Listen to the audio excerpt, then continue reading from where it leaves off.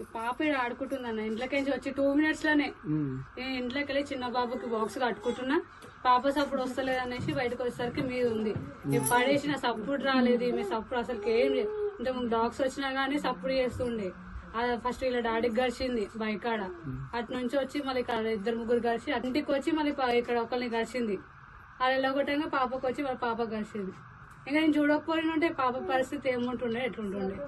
ఇంకా స్వెటర్ ఉంది పాపకి, స్వెటర్ వేసినా కాబట్టి నేను స్వెటర్ లేకపోతే ఎట్లుంటుండే పరిస్థితి.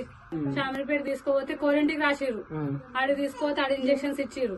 ఇంజక్షన్స్ ఇచ్చి మా నుంచి సరోజికి రాసిర్రు ఐ హాస్పిటల్ కి. ఆడ తీసుకోపోతే ఆడ చూసి మళ్ళీ 3 days కాడికి రమ్మన్నారు.